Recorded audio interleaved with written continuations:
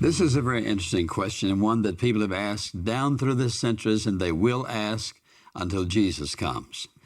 Why does God allow evil, pain, and suffering when He has the power to prevent it?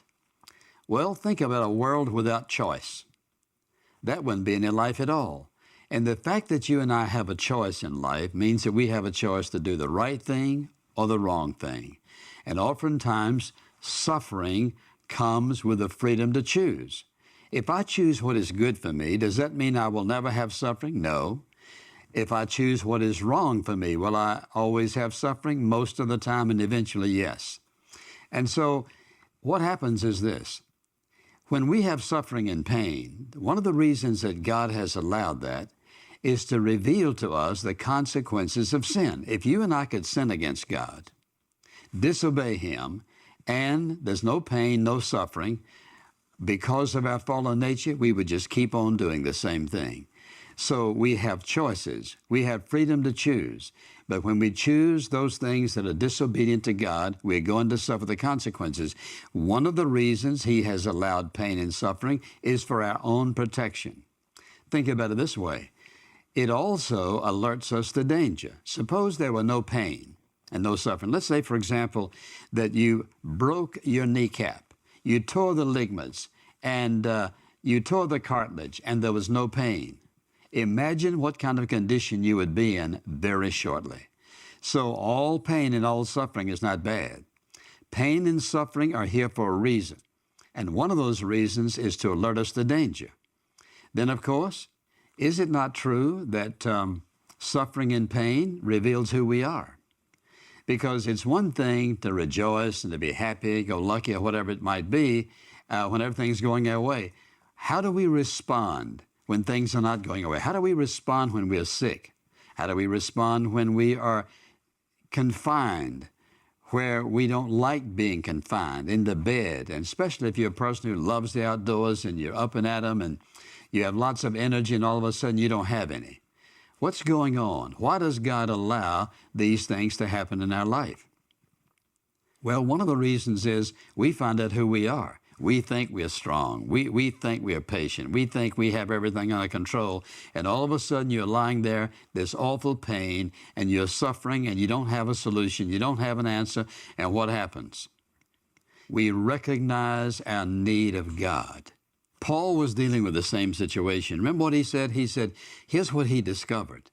In his pain and suffering that God would not remove, he said he discovered the sufficiency of the grace of God when God said to him, my grace is sufficient.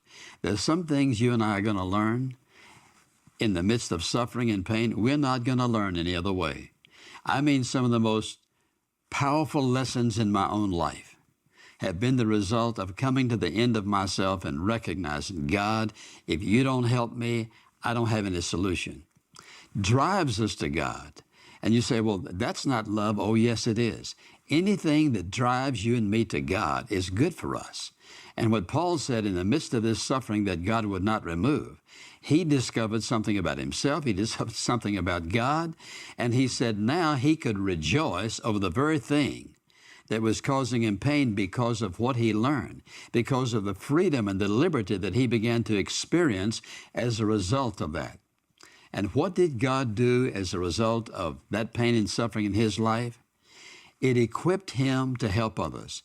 And I can look back in my own life again and realize that things that I've been through that have caused me the most difficulty, the most painful, and the times of greatest suffering have equipped me as a pastor to help other people who are going through the same thing. People said to me, for example, well, I used to couldn't watch you, used to couldn't listen to you because I thought, what do you know about hurt and pain and suffering and loneliness and all the rest? You don't know anything about that.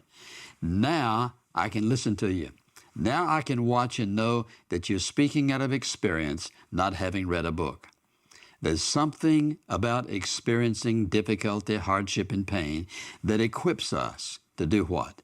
To help others. And also we discover the awesome power of God to comfort us. Then, of course, naturally it draws us to himself.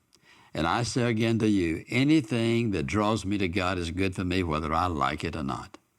And of course, pain and suffering causes us to consider eternity. There's a life beyond this one. And I would simply ask you this question. Are you focusing more about why God does this than you are, Lord, what are you saying to me in this? What do you want to change in my life? What do you want to do in me and through me that this pain and this suffering is a part of the preparation? Well, remember this. Pain and suffering will either make us better, or the wrong response, it'll make you bitter, and you do not want that in your life. Remember, God has a purpose. He didn't say I'd understand it. He does have a purpose, and He'll turn it for your good if you will respond in a matter of thanksgiving and praise, even though you don't understand it. That's not the issue. He didn't say I'd understand it. He says trust Him, and He'll turn it for your good. Well, that's all the time we have for today. And remember, God could use your email questions to encourage someone else. Right there, your pain, your heartache, your questions, your doubt, your fears become a catalyst to a question that answers the issues in the lives of other people, and God used you to do it. So keep sending them. And I look forward to hearing from you again next week. And thanks for joining us today on In Touch. And until next week, obey God, leave all the consequences to Him, because that's living life at its very best. And that's the life He has prepared for you. No matter what you're going through today, His best is His choice.